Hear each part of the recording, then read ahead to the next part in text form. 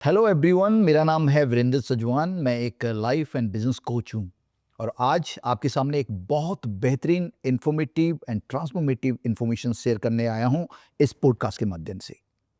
इस पॉडकास्ट के माध्यम से आपको एक इंसाइट मिलेगी उस इंफॉर्मेशंस की जिसके बारे में शायद आप अवेयर हैं कि नहीं हैं। एक कॉर्पोरेट के अंदर क्या डायनामिक्स होते हैं, किस तरीके से एक तजुर्बेकार यानी एक्सपीरियंस एंड एक नॉन एक्सपीरियंस नया फ्रेशर एम्प्लॉय के बीच में डिफरेंसेस होते हैं, किस तरीके से वर्क प्लेस के अंदर एक बॉस का ग्रेटिट्यूड उस कॉर्पोरेट के अंदर एक कल्चर को डेवलप करने में मदद करता है। इन सारे पहलुओं पे आज हम बात करने वाले हैं और उसके लिए हमारे साथ एक बहुत ही डायनेमिक पर्सनालिटी मौजूद है। ये उनका सेकेंड एपिसोड है।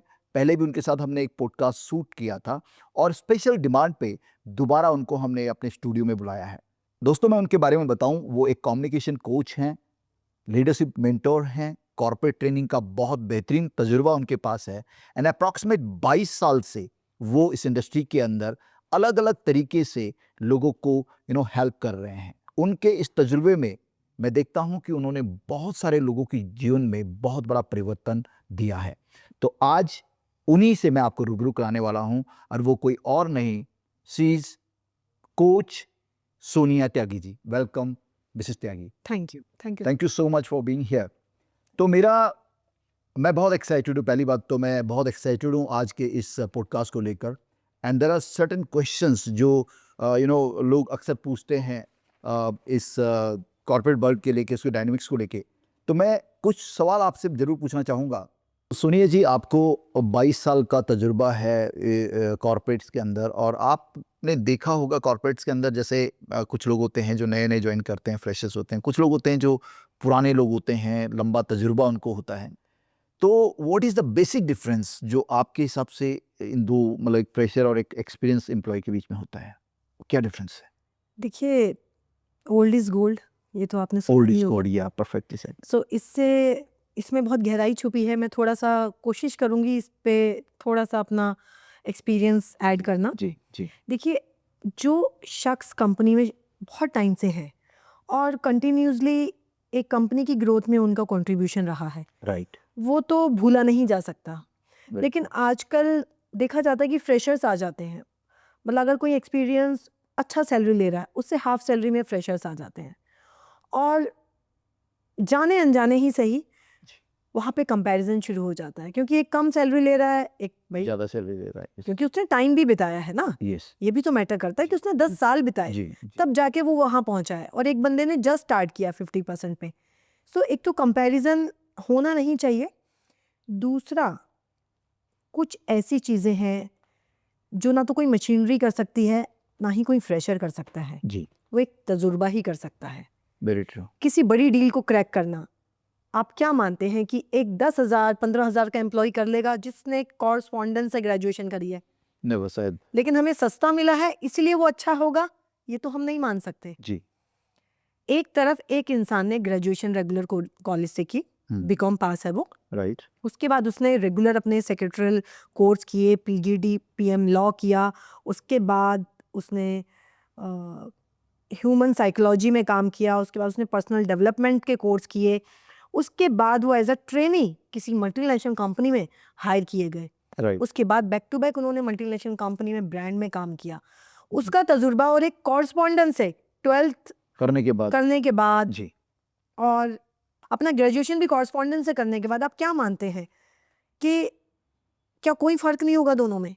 डेफिनेटली होगा। पहले वाले के पास काफ़ी एक्सपोजर है, इसके पास कोई एक्सपोजर नहीं है। Way of presentation yes matter करेगा। Yes yes. आपका तजुर्बा बोलेगा। जी जैसे मैं अपने केस में आपको एक बात बताती हूँ, जब शुरू में मैं भी फ्रेशर ही थी, कोर्स भले ही मैंने बहुत कर लिए थे, जी। फिर भी मैं देखती थी कि जो सीनियर हैं, पेप्सी की बात करूँ, सुधीर सर हैं थे, मैं उन्हें ज़रूर याद करूँगी। जी। एंड बड़े सपोर्टिव थे वो, और नीरज कुमार जी वीपी बड़े सपोर्टिव थे, मधुकर सर, योगेश सर, जी। अजय शर्मा सर, ये सब आज भी, मैं आंख बंद करती हूँ, 25 साल पुरानी बात कर रही हूँ मैं आपसे, आज भी मुझे ऐसे दिखते हैं कि जैसे मेरे गुरु हैं। ना मैंने ही अपने आप को इतना बड़ा दिखाया कि मैंने उनकी रिस्पेक्ट नहीं करी, और ना ही उन्होंने कभी मुझे इतना बड़ा दिखाया कि इस लड़की को आता ही क्या है। राइट। ये जो गैप हम दोनों ने मिलके किया, दोनों पार्टीज ने, मैंने पूरा रिस्पेक्ट दिया और उन्होंने पूरा रिगार्ड किया कि नया बच्चा है, जी सिखाना पड़ेगा, बताना पड़ेगा ना। उन्होंने लेग पुलिंग की, जी जिसका नतीजा है कि मैं आज बोल पा रही हूँ। वो मेरे पहले गुरु हैं, मैं कहूँगी मेरी पहली कंपनी थी वो, क्या बात जहाँ पे उन्होंने मुझे पेरोल पे सैलरी बनाना, फैक्ट्री के वर्कर से बात करना, उनका पेरोल, अटेंडेंस चढ़ाना, जबकि मेरा रोल था एग्जीक्यूटिव असिस्टेंट की ट्रेनिंग करवाई थी मैं। Right right and Neeraj Kumar sir ने मुझे फोर्स किया था, जैसे मैंने आपको अपने पहले पॉडकास्ट में बताया था, ये क्या प्रोफाइल चूज़ किया है। सो मैंने उनके कहने से, मैंने उनके देखिए डिसीजन को कितना रिगार्ड किया। जी I was just training over there, जी। उनसे मेरा कोई रिश्ता थोड़ी ना था, बट उन्होंने एज अ फादर मुझे समझाया कि बेटा इसके साथ अगर ये भी कर लोगी तो तुम्हारी लाइफ में डबल बेनिफिट्स होंगे। बीइंग अ गर्ल, तुम कल शादी करोगी, अगले घर जाओगी तो तुम्हें दिक्कत आएंगी। सो मैंने उनको देखो कितना रिगार्ड किया कि उनकी उस बात को समझा, अपने को ऊंचा नहीं दिखाया। तो एक फ्रेशर को ना आज के टाइम में मुश्किल होता है, एक फ्रेशर भी ना सुनना नहीं चाहता सीनियर को, और कुछ सीनियर ऐसे होते हैं उसे स्पेस नहीं देना चाहते। ये एक बहुत बड़ा इशू रहता है छोटी कंपनीज में। बड़ी कंपनीज में लोग नहीं करते उतना, जी बट छोटी कंपनीज में ये रहा है, मैंने काफ़ी एग्जांपल्स देखे हैं। जी। तो यहाँ पर सोनिया मैम एक सवाल आता है कि एक एम्प्लॉय जो अभी इन हुआ है, फ्रेशर है, हम्म। तो उससे हम क्या मतलब ऐसे एक्सपेक्टेशन क्या रख सकते हैं जो बहुत बहुत रियलिस्टिक हों, ताकि वो उसकी लर्निंग भी कंटिन्यूटी में रहे, उस पे प्रेशर भी महसूस ना करे वो, और फिर एक उसका जो ग्रोथ का जो पाथ है उसको प्रोसीड कर सके। तो ऐसा ऐसा क्या होना चाहिए, क्या एक्सपेक्टेशन होनी एज अ चाहिए? सीनियर देखिए हमारी ड्यूटी बनती है, जी हम अपने साथ आए हुए फ्रेशर्स को, क्योंकि एक दिन तो हम भी फ्रेशर थे, ऑफ कोर्स। एक दिन तो हमने भी स्टार्ट किया था, जी जी आप वो दिन याद करें, हम्म, आइदर आपको किसी ने सपोर्ट किया था या जी नहीं किया था। जी जी दोनों चीज़ें अगर आप ऑनेस्टी से याद कर सकते हैं जी तो आपको कोई भी फ्रेशर फ्रेशर नहीं लगेगा। राइट आप उसमें अपना कुलीग देख पाएंगे, जी और उसके साथ काम करना है, उसके ऊपर काम नहीं करना है। क्या होता है, ये मेरे नीचे काम करता है, बहुत ही ये प्रोफाउंड है, साथ में काम करना, ऊपर काम नहीं ऊपर करना काम, ऊपर या नीचे नहीं होता, हम जी साथ में काम जी करते हैं। जी आप यकीन मानिए, ऑफिस में बहुत सारी कैटेगरीज होती हैं, डी ग्रेड, सी ग्रेड और जी बी ग्रेड और ए ग्रेड। जी जी आप ये बताएं कि ए बी सी डी तो चलिए हमें समझने के लिए रखी हैं, वरना जिसकी जो एक्सपर्टीज है वही तो करेगा वो। अब एक हम बात करते हैं ऑफिस बॉय की, अब उसने ऑफिस बॉय में अपनी एक्सपर्टीज हासिल की है, वो जी उसको अच्छे से कर सकता है। हाँ मेरी एक्सपर्टीज मेरे काम में है, राइट रिक्शे वाला जो रिक्शा चलाना जानता है उसकी एक्सपर्टीज उसमें है। कोई छोटा बड़ा नहीं होता, सब अपने मुताबिक काम कर रहे हैं, जिसका जिसमें इंटरेस्ट है या फिर जिसको जो बेहतर आता है। जी तो हम कुलीग्स हुए, ना कि ऊपर नीचे। कोई भी, हर कोई अपनी अपनी जॉब कर रहा है, जी जॉब में कोई ऊपर नीचे नहीं होता। हम ये समझ लेंगे, आपका काम बहुत आसान हो जाएगा ऑफिस में। और मेरे को बड़ा आसानी हुई है इस चीज़ में। जी मैंने कभी किसी पियोन को बिना भैया के बात नहीं करी, क्या बात है। मैंने अपने किसी कुलीग को छोटी बहन या छोटे भाई की तरह ट्रीट ना किया हो, मुझे याद नहीं है। जी जी अगर मेरे पास ना नहीं भी कुछ होता था, उनके पास काम ज़्यादा है या कुछ, ऐसा कोई पल नहीं कि मैंने मेरी कॉल होल्ड करके उनकी कॉल्स कंप्लीट ना करी हूँ। सो मेरा ये मानना है कि एक दिन मैं भी फ्रेशर थी, अगर मुझे वो 4 लोग नहीं मिलते पेप्सी में जो मिले, तो मैं यहाँ सच में नहीं आती।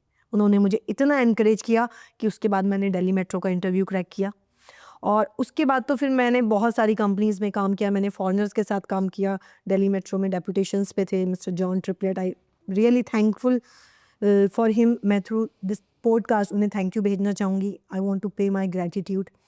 मुझे इंग्लिश नहीं आती थी, आई वॉज अफ्रेड, मैं कैसे उन्हें हैंडल करूँगी, मैं कैसे समझूंगी। वो मुझे लिख के देते थे, वाह क्या एंड उन्होंने 2 साल मुझे लिख के दिया, और उन्होंने मुझे इतना ट्रेन कर दिया कि मैं उनकी एक्सेंट समझने लगी।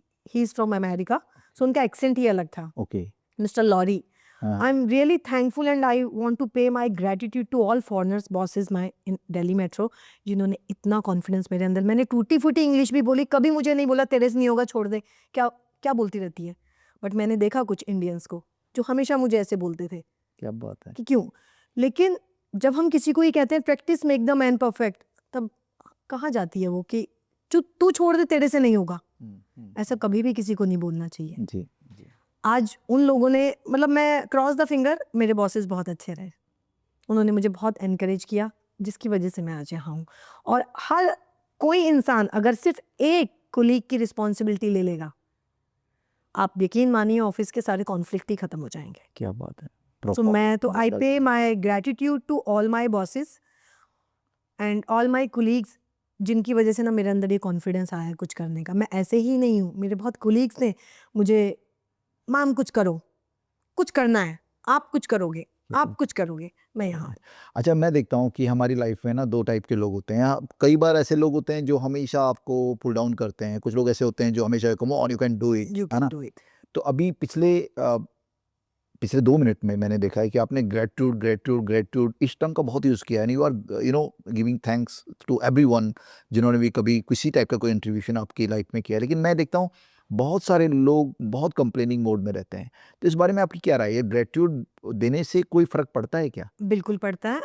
आई believe in law of attraction and manifestation as well. पहले नहीं पता थी ये वर्ड्स, जी ये टर्म्स नहीं पता थी, करती मैं पहले भी थी। जी किसी ने मेरे लिए कुछ भी किया है, मैं हमेशा थैंकफुल रही हूँ। जी एंड लाइफ में बहुत अप एंड डाउन आए। ये जो डाउन आए नहीं, आप में तो ग्रेटिट्यूड बनता है, बनता है, लेकिन जब डाउन में है, डाउन में स्ट्रगल्ड है, चैलेंज में है, तब भी बात वहीं से शुरू होती है। Focus on your solution, focus not on your problem. आप जब जब मैं बहुत जगह एग्जांपल दे चुकी हूँ ये।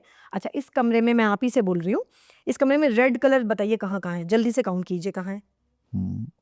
2-3 जगह सामने दिख ही रहा है मेरे को आसपास। पीली कितनी जगह मिला, पीला रंग कितनी जगह मिला?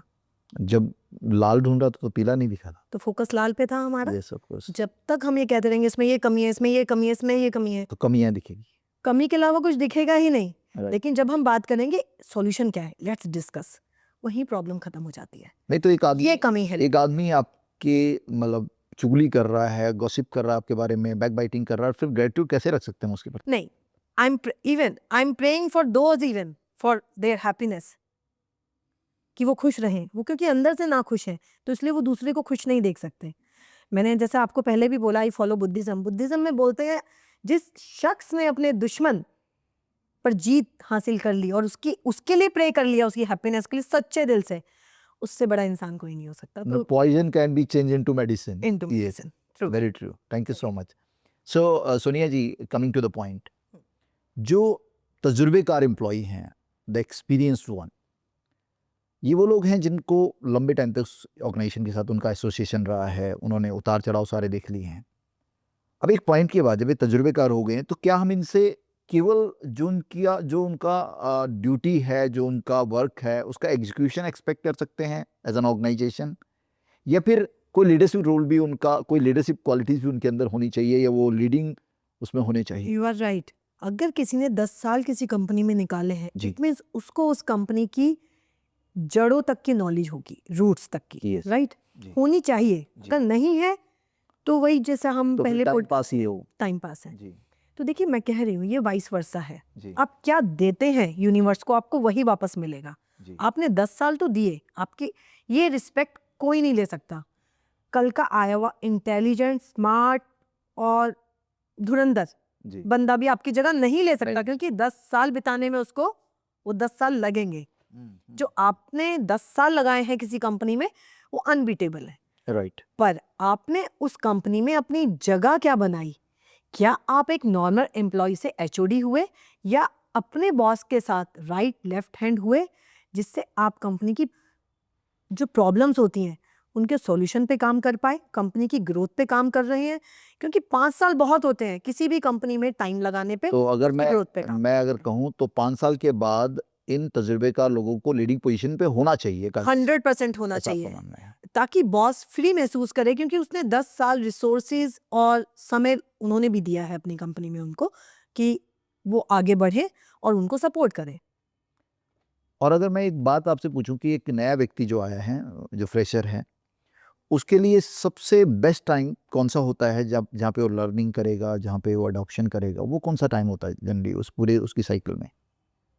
इनिशियली ही होता है, क्योंकि इनिशियली क्या होता है, 3 मंथ्स तक कंपनी भी ऑब्जर्व करती है, टाइम देती है कि 3 मंथ्स में एक बंदे को जी टाइम लगता है कंपनी के रूल रेगुलेशंस, वर्क कल्चर समझने में। वो फर्स्ट 3 मंथ्स होते हैं जिसमें ये दिखता है कि वो कितना इनिशिएटिव लेता है, कि अपनी कुर्सी पे ही बैठा है। जो इनिशिएटिव लेगा वो आगे बढ़ जाएगा। लेट्स सपोज एक बंदा बैठा है और हम बहुत बिजी हैं, जी वो खुद उठकर आए जी कि मैम कोई काम है आपकी मैं हेल्प करूं, या सर कोई काम है मैं आपकी हेल्प करूं, जी वो बिहेवियर, वो इनिशियल टाइम उसकी ग्रोथ का सबसे अच्छा टाइम होता है। क्योंकि जब वो day to day fire fighting में बिजी हो जाएगा तो वो नया कुछ नहीं सीख पाएगा।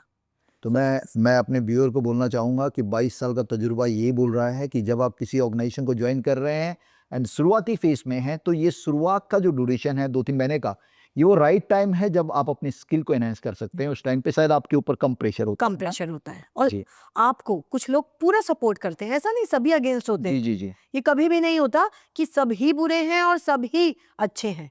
बैलेंस हर कंपनी में होता है। अच्छा, एक एक सवाल, आपने बैलेंस की बात की, तो एक लीडरशिप पोजीशन का व्यक्ति है ऑर्गेनाइजेशन के अंदर, उसके पास दो, there are two kinds of employee, one group they are from they are fresher and another one they are experienced one.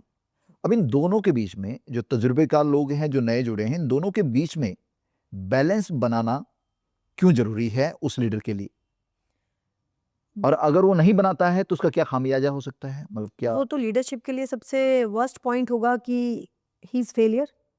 अगर वो ये नहीं कर पाता है तो एक लीडर का काम होता है अपनी टीम से हैप्पीली रिजल्ट प्रोड्यूस करना। क्योंकि कॉन्फ्लिक्ट तो होते होंगे ना, नए और पुराने देखिए बीच में। ह्यूमन बीइंग है, कॉन्फ्लिक्ट होते हैं। हम कहावत है हमारे यहाँ हमारे गांव की कि दो बर्तन रहेंगे तो बजेंगे जरूर। जी जी अगर नहीं बज रहे हैं तो वो भी ठीक नहीं है, हाँ बट वो एक हेल्दी डिस्कशन के रूप में होना जी चाहिए। जी जी वैसा नहीं जो हम ऑलरेडी पहले आप और हम डिस्कस कर चुके हैं। एक हेल्दी डिस्कशन होना हमेशा ज़रूरी है।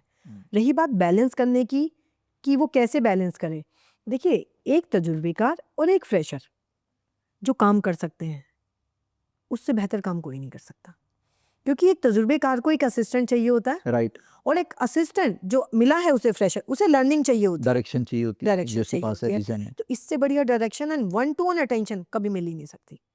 हमेशा एक लीडर के साथ 2-3 मिनिमम हम फ्रेशर कर सकते हैं। जैसे मैं अपना बताती हूँ, मैं कंपनी में कहीं भी रही और कोई भी फ्रेशर आया, अगर उसकी वाइब्रेशन मेरे साथ मैच कर गई, यानी कि उसका एटीट्यूड है उठ के आके ये कहने का कि मैम कुछ काम है तो दो, जी मैम मैं आपकी कुछ हेल्प करूँ, आप बहुत ज़्यादा काम लग रहा है जी आपके पास, जी वो बंदा कभी मार नहीं खा सकता। और उस बंदे का हाथ मैंने कभी नहीं छोड़ा।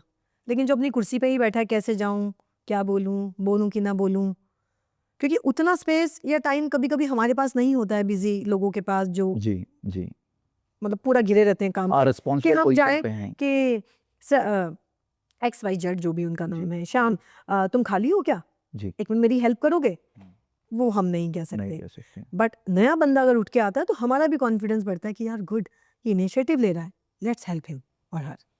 सो मेरा ऐसा एक्सपीरियंस रहा है। Very good ma'am. और मुझे लगता है कि जो आप बता रहे हैं वो कहीं ना कहीं बहुत सारे लोगों को इस इंसाइट से बड़ा बेनिफिट होने वाला है।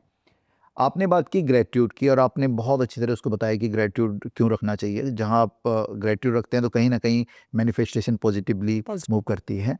अ, मेरा सवाल आपसे ये है कि एक बॉस का, कंपनी का मालिक बोल लीजिए, कंपनी का सीईओ बोल लीजिए, या फिर लीडिंग पोजीशन का जो व्यक्ति है, उसका अपने एम्प्लॉय के प्रति ग्रेटिट्यूड रखना कितना ज़रूरी है, पहला सवाल।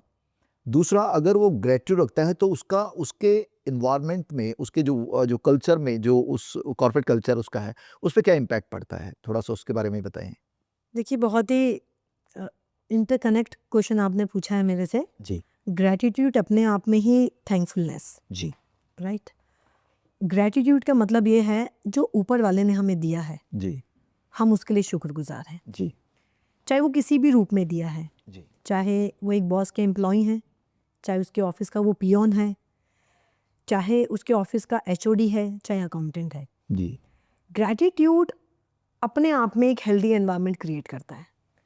जब आप किसी के लिए दिल से ग्रैटिट्यूड थैंक यू करते हैं, उसको वो ट्रांसफॉर्म होता है कि देखो यार, he is paying his gratitude, thank you कर रहा है मुझे मेरे काम के लिए, तो वो रिवर्स में आना ही है उसको, तो गलत तो आ ही नहीं सकता। अगर आपने दिल से किसी को ग्रैटिट्यूड किया है तो वो वापस आना है उसी रूप में।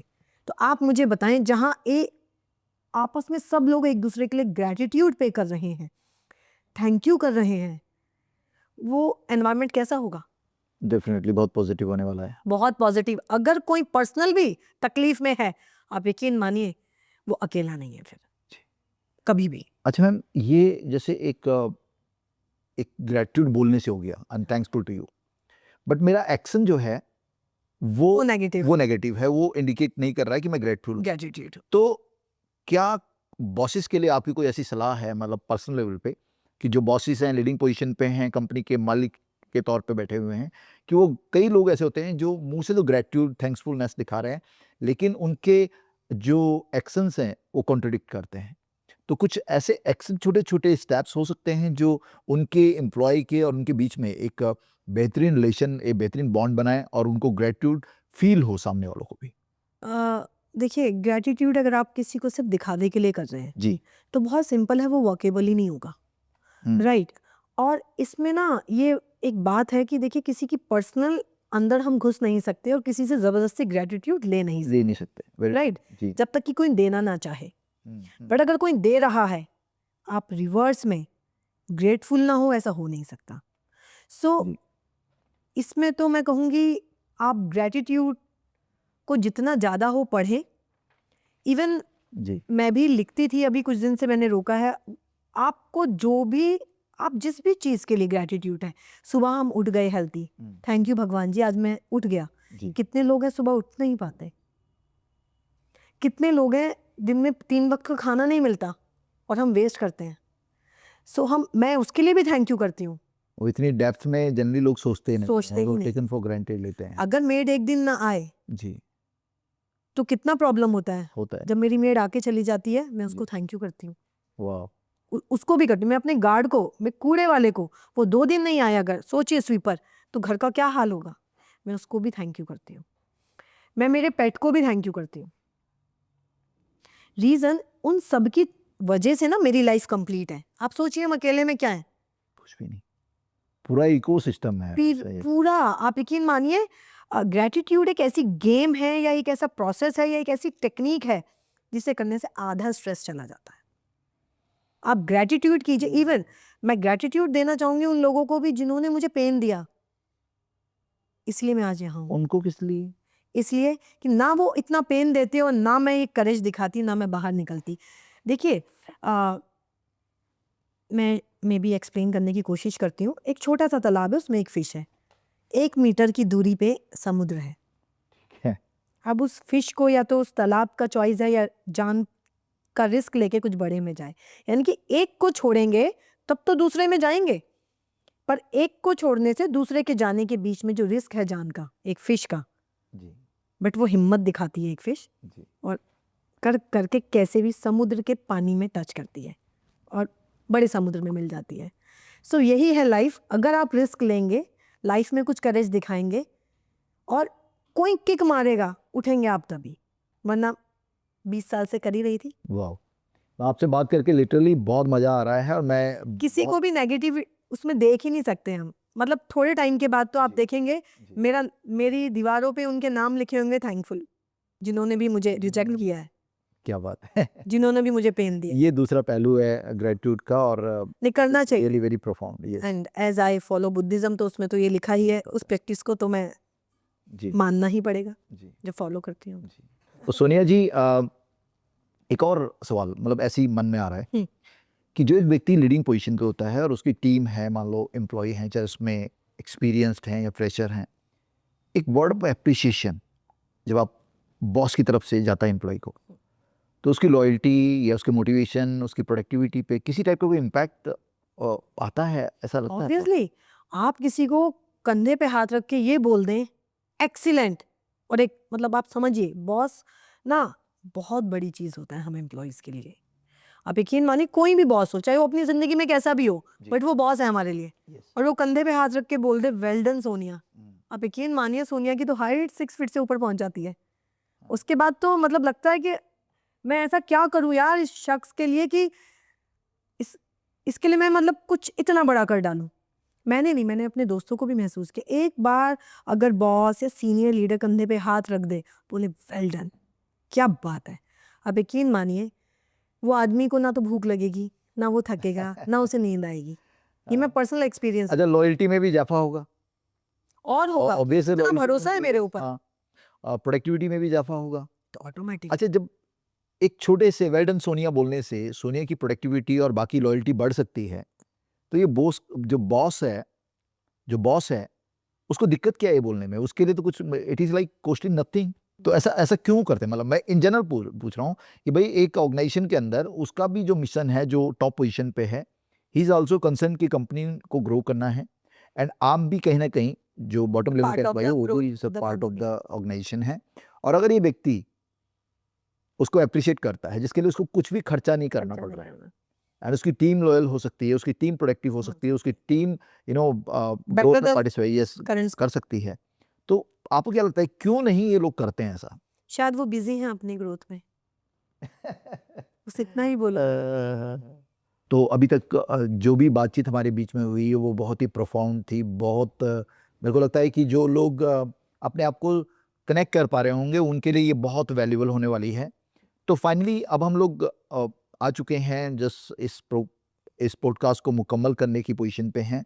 तो मैं ये जानना चाहता हूँ आपकी एक फाइनल एडवाइस मैनेजर्स के लिए। मेरे मन में भी वही आ रहा था। हाँ, और मैं वही बोलना कोई चाहता बिजी हूँ है। कि एक टेक अवे होना चाहिए और वो टेक अवे ये है कि वो टेक अवे का क्वेश्चन ये है कि आपका एक फाइनल एडवाइस जो पूरा क्रक्स हो इस पूरे उसका कि हमारे जो मैनेजर्स हैं, जो लीडिंग पोजीशन पे हैं, बॉसेस हैं, सीईओ हैं, उनके लिए क्या एडवाइस देना चाहेंगे आप कि जो उनके यहाँ पर एक बेटर कल्चर बने, उनके लोग प्रोडक्टिव बने, लॉयल्टी में से काम करें और एक बेहतरीन कल्चर के साथ वो ऑर्गेनाइजेशन प्रोसीड करे अपनी ग्रोथ के रास्ते में? मैं इसको कोशिश करूँगी यस। कुछ सेंटेंसेस में ख़त्म करने के लिए, क्योंकि सब्जेक्ट ये बहुत वास्ट है। जी, इतना इजी नहीं है कि मैं आपको एडवाइस कर पाऊँ और ये यूँ हो जाएगा। जी, बट मैं यही एडवाइस करना चाहूँगी सभी उन लीडर्स को, जी, उन सीनियर्स को जी, जिनके पास अच्छी टीम है, जी, चाहे बुरी टीम है। आप एक हेल्दी वर्क एनवायरनमेंट क्रिएट करने के लिए वैल्यू करें लोगों की। जब आप किसी इंसान की वैल्यू करते हैं और उसको वो एहसास कराते हैं कि you are part of our team और हमारी ग्रोथ का पार्ट हो, हमारी ग्रोथ के साथ तुम्हारी ग्रोथ होगी, ये अलाइनमेंट जब हो जाती है और ये करनी चाहिए टाइम टू टाइम। ऐसा नहीं एक बार कर दिया और हो जाता है, नहीं। जी, जी, आप ये देखिए, एक मशीनरी भी हम लेते हैं, हम कार लेते हैं, उसमें भी आप नई भी चलाओ तो 1 साल में 3 सर्विसेज कंपल्सरी है। ये क्यों? जी, नई कार के साथ भी एक ही रीज़न है कि चाहे कोई वर्कर काम कर रहा है कंटिन्यूसली, चाहे बैठा भी है, उसका अपने से अपग्रेडेशन होना मुश्किल है। लेकिन टीम लीडर या उसका जो हेड है या सीनियर है, वो टाइम टू टाइम उसे कुछ नई चीज़ें बताता रहे, उसका अलाइनमेंट करता रहे, ताकि उसके ड्रीम कंपनी ड्रीम से अलाइन होकर वो अपनी ग्रोथ सोच पाए। और जो एम्प्लॉयज़ ग्रोथ नहीं सोचते, उनका तो कुछ नहीं कर सकते, बट लीडर्स का बहुत बड़ा रोल रहता है कि वो अपनी टीम को अपने साथ लेके सिर्फ अलाइनमेंट पे चल सकते हैं। क्योंकि सपने हर किसी के होते हैं, बट लेटर और सूनर क्या होता है कि कुछ लोग पीछे छोड़ देते हैं अपने सपने, बस 9 to 6 में बिजी हो जाते हैं। ना उन्हें अपग्रेडेशन पता है, ना उन्हें न्यू लर्निंग्स पता है, ना उन्हें कोई समझाता है, ना ही कोई उन्हें बताने की कोशिश करता है। यहीं पे लैकिंग है। लीडर्स को चाहिए अपनी टीम को वो टाइम टू टाइम नई नई चीज़ें अपग्रेड करें, उनकी ट्रेनिंग करें, उनके साथ बैठें, टाइम स्पेंड करें। हर चीज़ फिक्स होती है, फिर कोई ऐसी चीज़ नहीं है जो फिक्स ना हो। मैं यही बोलना। मैं भी थोड़ा-सा ऐड करना चाहूँगा इसमें कि जो हमारे पास एम्प्लॉयी हैं, जो हमारे कोवर्कर्स हैं, गलतियाँ सबसे होती हैं, पार्ट ऑफ लाइफ़ है, पार्ट ऑफ प्रोसेस है, उतार-चढ़ाव रहते हैं। तो जब भी आपको किसी को एप्रिशिएट करना है, तो उसको पब्लिकली करें, पब्लिक सो दैट वो पॉजिटिव वेव्स बड़ी बने और कभी क्रिटिसाइज़ करना पड़े, हाँ, कभी किसी को करेक्ट करना पड़े, ज़रूरत पड़ेगी ना बीइंग अ बॉस और being in a senior position leader, आपको करेक्ट करने की ज़रूरत पड़ेगी, तो वो आपने प्राइवेटली करना है। उसको अपने केबिन में बुलाएँ, उसको प्राइवेटली बोलें एंड जो आपने बोला मैं उससे बहुत ही रिलेट कर पा रहा हूँ चीज़ों की कि एक दोस्त की तरह कि भाई ये गलती तूने की है and this is like going to impact your success path. तो ये कहीं न कहीं उसके लिए बहुत प्रोफाउंड हो जाएगी और वो अच्छी तरीके से उस पे काम एंड करेगा। आई वांट टू से जी। एट द एंड, हुँ, जो काम करेगा, जो कर रहा है, बैक टू बैक काम है, मिस्टेक्स भी उसी से होंगी। ये फैक्ट है। मैं ऐसे करके बैठी हूँ, मुझसे क्या टूटेगा यहाँ, कुछ नहीं। मैं 2-3 बार जाऊँगी, आऊँगी, मे बी कुछ गिर जाए, कुछ हिल जाए। यस, पॉसिबिलिटीज़ हैं। पॉसिबिलिटीज़ हैं क्योंकि मैं कुछ जी। कर रही हूँ, जी, बट जी। बैठे हुए से क्या होगा, कुछ नहीं। तो ये चीज़ हमें समझनी पड़ेगी, अगर कोई इंसान गलती कर रहा है बार-बार, उसके साथ ज़रूर बैठा जाए, क्योंकि वो काम तो कर रहा है, जी, पर मिस्टेक्स क्यों हो रही है, उसके पीछे काम करना बहुत ज़रूरी है। क्या पता उसके बैकग्राउंड में कुछ ऐसा टेंशन या वरी है जिसकी वजह से वो कर पा रहा है। तो लीडर का सबसे बड़ा ड्यूटी एक और भी है कि वो अपनी टीम के हर बंदे का उसको बैकग्राउंड पता होना चाहिए कि बैकग्राउंड में he is okay, then productivity निकलती है। कभी भी लाइफ में ग्रोथ या सक्सेस सिर्फ आपके पैसा कमा लेने से नहीं आ जाती है। आपकी हेल्थ मैटर करती है, आपके रिलेशनशिप मैटर करते हैं, आपकी बॉडी मैटर करती है, आपका कंट्रीब्यूशन मैटर करता है सोसाइटी की तरफ, आपका करियर मैटर करता है। जी। बहुत सारी, सिर्फ हम नौकरी पे चले गए, हमें पैसा मिल गया, उससे बैलेंस नहीं होता। बैलेंस हमारे इन सब चीज़ों को मिलाकर होता है। तो हो सकता है कोई जॉब बहुत अच्छा कर रहा है पर अपनी दूसरी चीज़ों में लैग कर रहा है, जी, तो लीडर का ड्यूटी होता है कि उसके साथ बैठे और उसकी उस चीज़ को भी अलाइन करे कि ये चीज़ ऐसे और ऐसे हो सकती है। Right, right. तो ये एक बहुत बड़ा जी। मैंने फ़ील किया है। मैं चीज़ें करती थी और मैंने फ़ील किया कि लोग चेंज हुए हैं। Right. It was a wonderful session madam, और thank thank you so much आपके यहाँ पर होने के लिए। अब मैं अपने व्यूअर से बोलना चाहूँगा कि ये थी हमारी सोनिया मैम, जो एक कोच हैं, लीडरशिप मेंटर हैं, और पिछले 22 साल से इस इंडस्ट्री में अपनी सर्विसेज दे रहे हैं। बहुत सारे लोगों की लाइफ को इम्पैक्ट किया है, और उनकी नॉलेजेबल इनसाइट्स की वजह से आज हमें बहुत कुछ सीखने को मिला। तो thank you so much everyone, और हम जल्दी मिलेंगे आपको एक नए एपिसोड के साथ। शायद अगली बार फिर सोनिया मैम को हम बुलाएंगे और उनकी नॉलेज के माध्यम से अपनी कम्युनिटी को अवेयर करेंगे, जागरूक करेंगे। Thank you so much.